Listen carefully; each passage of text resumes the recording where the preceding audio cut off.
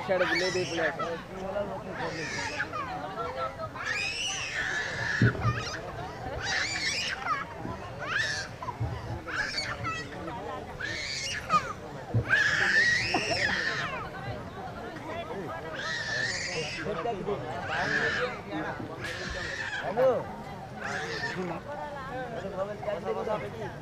बस बस टीवी जल्दी जल्दी कर तमें टीवी जल्दी जल्दी कर आउ तो ना सियाड़े मेरी भाषा टीवी जल्दी जल्दी कर सब मंगल जल्दी बसी कर चतुर्दिगरे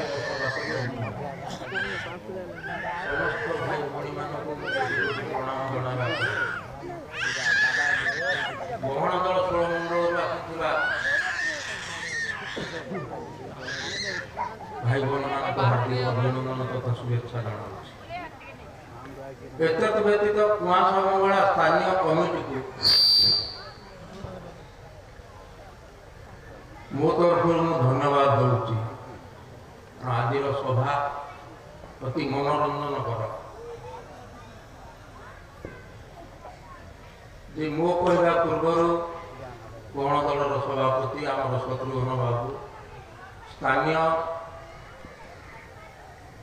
स्थानीयवासी मैंने समस्ते कह सारी मु अल्प किसी समय कहीकि वक्तव्य बंद करदेवी खाली एति शुणी था कुआस मंगलाकर समय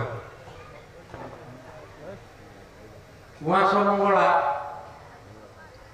द्वापर जुगे जिते महाभारत युद्धर शेष पर समस्त देवादेवी माने सेठारे मिले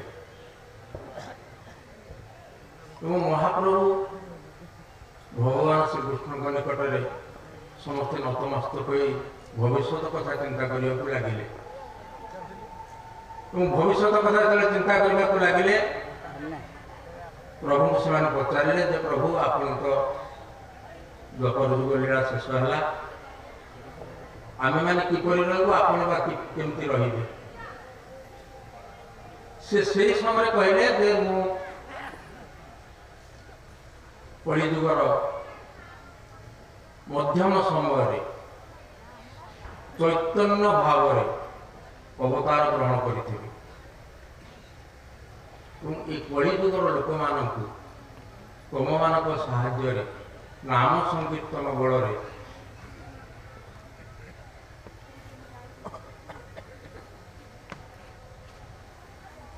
जीव किपरि परित्राण हेब से उपाध्याय बताया पड़ो पुणी कहले किसी दिन अंत्य मु पुणी बुद्ध अवतार ग्रहण करी बुद्ध अवतार बेले मु गुरु रूप अवतार करी गुरु रूप अवतार ग्रहण कला बेले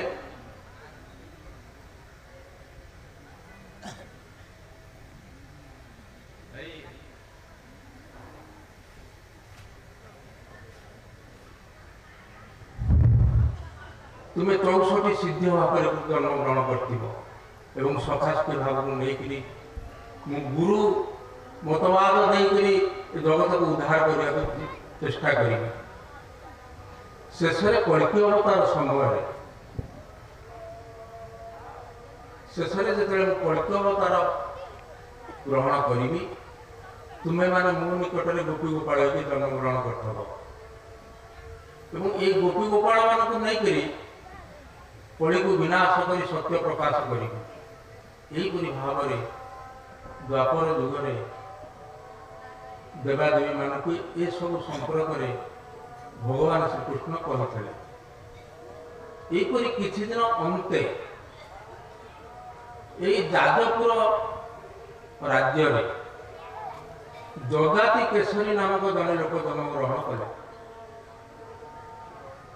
एवं से जजाति केशरी जे जन्म ग्रहण कले से जाजपुर राजा भाव जन्म ग्रहण कले ठीक से समय कुआस मंगला तो संपर्क आलोचना आरंभ होला। काकटपुर मंगला को नहीं आराधना करागला। काकटपुर मंगला को आराधना करागला परे मंगला आसिक निकट में पहुंचले एवं मंगला सेठार आसी जो जाजपुरी मिले से कुआस नामक ग्राम रही जा कुआस मंगला कहला। आनंद प्रभार हरि हरि उत्तर कालिका शिलो बहुल जाजपुरे हेब भेट। उत्तर कालिका शिलो बहुल जाजपुरे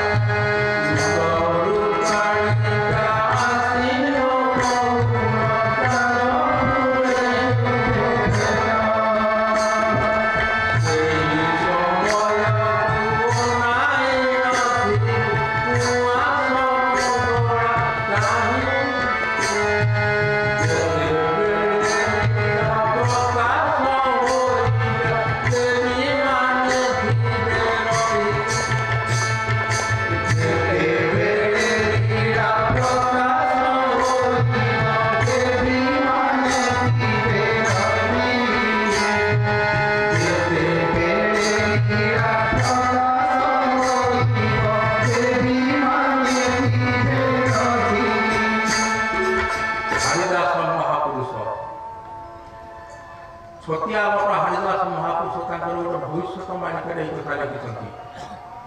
उत्तर कालिका आसला बौल जाजपुरी भेट। महिषा मर्दिनी खरपर धाड़ी सर्वमंगल कृत। आज कौन से दिन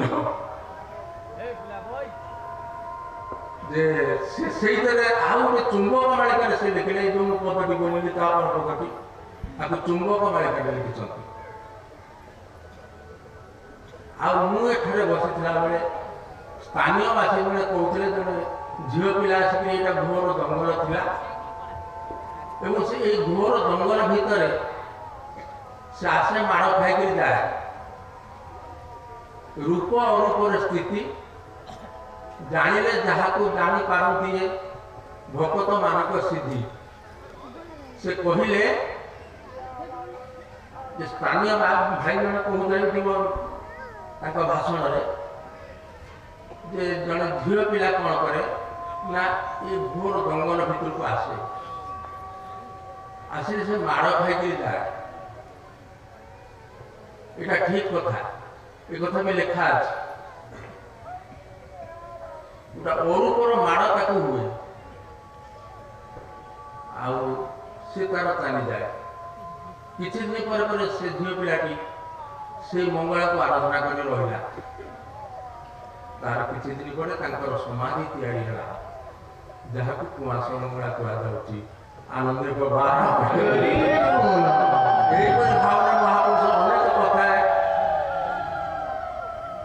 एक कुआस मंगला लिखिं। ओली शेष समय 5000 भक्त गणिता कर देव एवं 5000 भक्त से गणिता कर 5000 भक्त गणिता कर कुआस मंगला नहीं द्वापर जुगर एवं से 5000 भक्त ओली शेष समय यही लीला खेला मध्य कुआस मंगला जोगाई लिखा छाड़ू से कथा गोड़ू मस्तक पर्यंत गोड़ू केश पर्यंत पाद तलू केश पर्यंत এই শরীরে আমি ভগবানকে খোঁজিলে এই শরীরে ହିଁ ମିଳିଥାଏ। ବାହ୍ୟରେ ଖୋଜିଲେ କେବେ ମିଳିପାରେ ନା। ମଣିଷ ବାହ୍ୟରେ ଖୋଜି ଖୋଜି ଭ୍ରମି ଯାଏ। ଅତି ସୂକ୍ଷ୍ମରୁ ସୂକ୍ଷ୍ମ ଭାବରେ ଖୋଜିଲେ এই শরীরার্থ জ্ঞାନରେ ପ୍ରଭୁଙ୍କୁ ଦର୍ଶନ କରିଥାଏ। ବ୍ରହ୍ମ ଧର୍ମ ନାମ, ବ୍ରହ୍ମ ଯେଉଁ ସ୍ଥାନରେ ଅଛି ନାମ ସେଇ ସ୍ଥାନରେ ଅଛି, ଧର୍ମ ବି ସେଇ ସ୍ଥାନରେ ଅଛି। ଧର୍ମ ନଥିଲେ ନାମ ରହିବ ନାହିଁ, ନାମ ନଥିଲେ ମୁଁ ବି ରହିବି ନାହିଁ। ସମସ୍ତଙ୍କୁ ବ୍ରହ୍ମ ପୁରୁଷ ବୋଲି କୁହାଯାଏ। ଏ ସଂସାରରେ ଯେଉଁ 56 କୋଟି ଜୀବଜନ୍ତୁ ଅଛନ୍ତି ସମସ୍ତଙ୍କର ଦେହରେ ବ୍ରହ୍ମ ସତ୍ତା ଥିବାରୁ ବ୍ରହ୍ମ ପୁରୁଷ ବୋଲି ସେମାନଙ୍କୁ କୁହାଯାଏ। ତେଣୁ ବ୍ରହ୍ମ ନାମ ଧର୍ମ ଇଏ ଗୋଟିଏ ପରିପୂରକ ଭାବରେ ପୁରୀ ରହି ଅଛନ୍ତି। ଆଙ୍କୁ ଜାଣିବାକୁ ହେଲେ ଗୁରୁର ପାଥେୟ ଦରକାର, ଗୁରୁ ଆଶ୍ରିତ ହେବା ଦରକାର, ଶରଣାପନ୍ନ ରହିଥିବା ଦରକାର। ଯଦି ଶରଣାପନ୍ନ ନ ରହେ, ପୂର୍ବର ବାସନା ନଥାଏ, ପୂର୍ବର ସୁକୃତ ନଥାଏ, ଗୁରୁଙ୍କର କୃପା ନଥାଏ, ସେ କେବେ ବ୍ରହ୍ମ ଦିଗରେ ଗତି କରିପାରେ ନା। ବ୍ରହ୍ମ ଦିଗରେ ଗତି କରିବାକୁ ହେଲେ ଗୁରୁଙ୍କର ସାନ୍ନିଧ୍ୟ ଲାଭ କରିବାକୁ ପଡ଼ିବ। ଏବଂ ଗୁରୁଙ୍କର ଦୀକ୍ଷା ଶିକ୍ଷା ହେଉଛି ଶରୀରାର୍ଥ ଜ୍ଞାନ ମାର୍ଗ କଥା। ଆଉ ପିଣ୍ଡରେ ଖୋଜିଲେ ମିଳେ ବ୍ରହ୍ମାଣ୍ଡର ଅର୍ଥ। ପିଣ୍ଡ ବ୍ରହ୍ମାଣ୍ଡ ସମାନ ଜାଣନ୍ତି ପଣ୍ଡିତ। ଯଦି ପିଣ୍ଡରେ ଗୋଟେ ଛୋଟିଆ ମ୍ୟାପ ଭିତରେ ଆମେ ତାକୁ ଖୋଜିକି ନ ବାହାର କରିପାରିବା, ଏଡ଼େ ବଡ଼ 14 ବ୍ରହ୍ମାଣ୍ଡ 21 କ୍ରୋଡ଼ ନବଖଣ୍ଡ ମେଦିନୀ ସପ୍ତଦୀପା ମହି ଭିତରେ ସାଧାରଣ ମଣିଷ ଜୀବନଟିଏ ପାଇ ତାକୁ କେଉଁଠି ଲୋଡ଼ିବା ଆଉ କେଉଁଠି ଖୋଜିବା, କେଉଁଠି ପାଇବା। ତେଣୁ ସ୍କୁଲରେ ଶିକ୍ଷକ ପାଠ ପଢ଼େଇଥିଲା ବେଳେ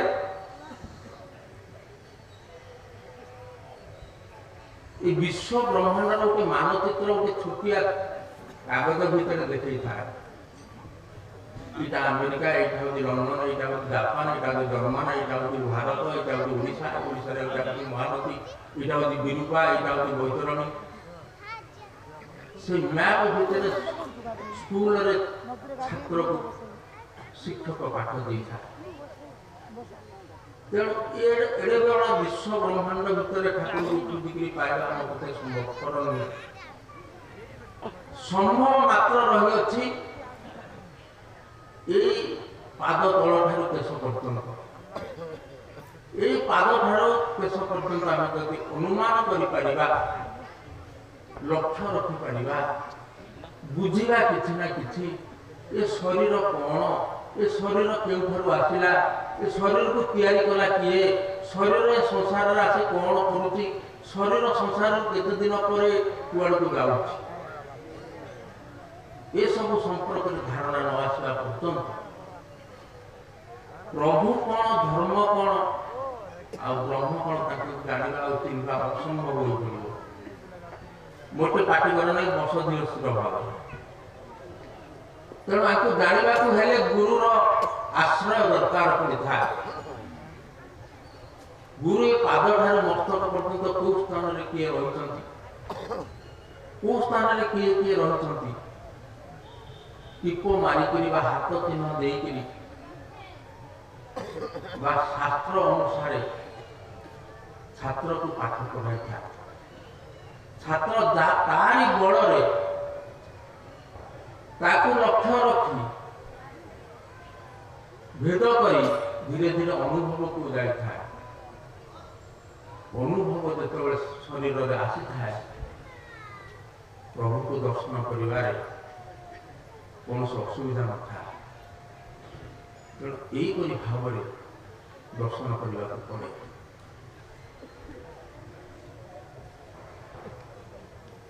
ଆମର ଏ ଶରୀର ଭିତରେ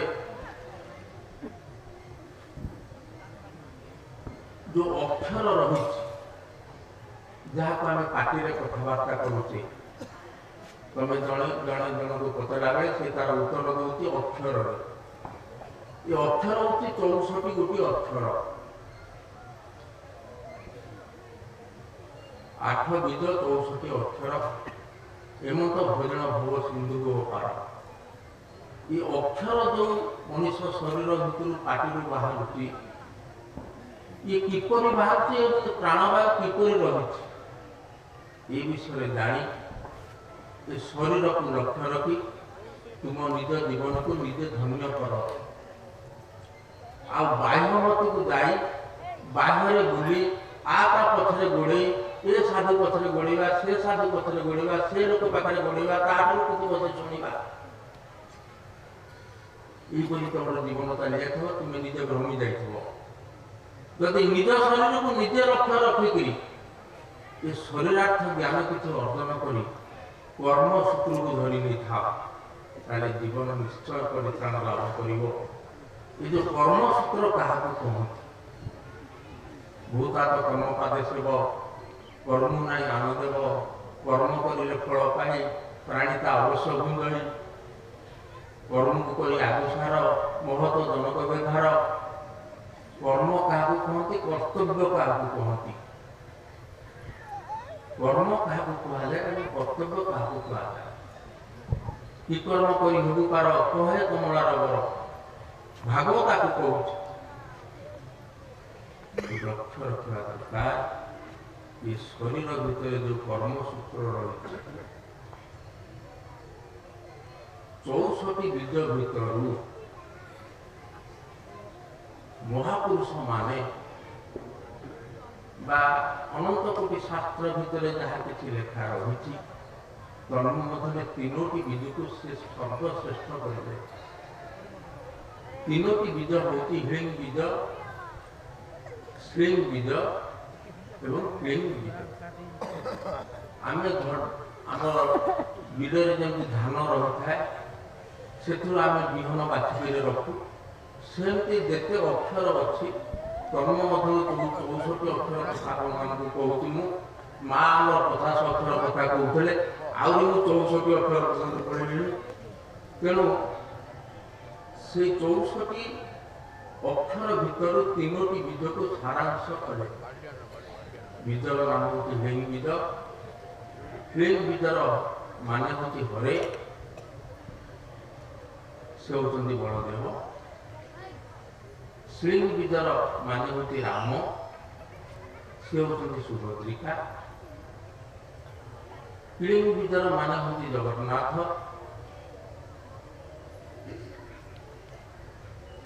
बीज ना हूँ काम बीज हरे राम कृष्ण काम बीज बोलते कृष्ण को कहते काम बीज ये 3टी बीज ये शरीर जल पवन लगिदे एठू अधिक थिले जल और पवन लगिक ये शरीरटी रही एठू अधिक थिले आठ जदि किसी अधिका अच्छी तुम मत कह ये जो 3टी बीज रहा ये 3टी बीज हूँ आमर मूल्यवान पदार्थ बीज बुणिले विहन विहन बुणिले गछ हम गछ फल फल ये 3टी बीज हूँ हिंग बीज श्लिंग बीज क्लींग बीज ये शरीर भितर जो पवन टिकक जाऊँगी आसूँ ये हूँ मो जीवन ये जीवन को पवन भी कहुए जीवन जो शरीर भितर अच्छी जो दिन जीवन ये शरीर भितर छाड़ी से दिन ये शरीर मुद्दा रही मो धर्म मो कर्म मो ब्रह्म मो घर करवा मो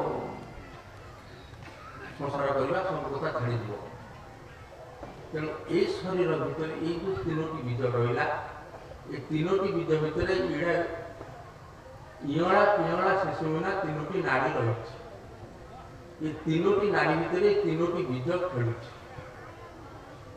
से इला पिला शिशुना नाड़ी कौन ना आमर नासार जो पवन रही जाऊँगी आसूँ ये नासार पवन हूँ गोटे इला गोटे पिला गोटे त्रिकुट भितर अच्छी शिशुना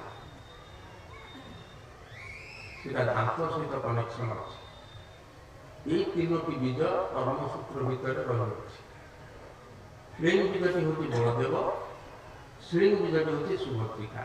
এই নাসার বাম ପିଢ଼ା হচ্ছে বলদেব, ডান ପିଢ଼ା হচ্ছে রাম, ସେ হচ্ছে ଶ୍ଲିଂ বীজ। এবং এই নাসার ত্রিকুট ଯେଉଁ ସ୍ଥାନ ରହିଛି ସେ ସ୍ଥାନ ରହିଛି କ୍ଲିଂ ବୀଜ, ଯାହାକୁ କୃଷ୍ଣ ବୋଲି କୁହାଯାଏ। এই নাসার পবন যদি সম রহে তাহলে হরে রাম ଯେଉଁ ଯୋଡ଼ି ଚାରୋଟି ଅକ୍ଷର ଯୋଡ଼ିଏ ନାମ ସେ କ୍ଲିଂ ବୀଜ ସହିତ ସମଯୁକ୍ତ ହୁଅନ୍ତି। ଯଦି ପବନ ସମ ରହିଲା କିପରି ରହିବ ନା କାଟକ ଯୁଗରେ ରହିବ। କାଟକ ଯୁଗ କଲେ ଆଉ ଇଏ ବୀଜ ରହିବ। ତେଣୁ ଯୋଗ ମାଧ୍ୟମରେ ଗଲେ ଏହାକୁ ଏଇ କର୍ମ କଲେ ଭୂତାତ ସଂସାରରୁ ପାରି ହୋଇଯିବ। এই ତିନୋଟି ବୀଜକୁ ନେଇ ଧୀରେ ସୁସ୍ଥ ଭାବରେ ପବନ ସ୍ଥିର ହୁଏ ଏବଂ ମନ ପବନ ସହିତ ଖେଳେ।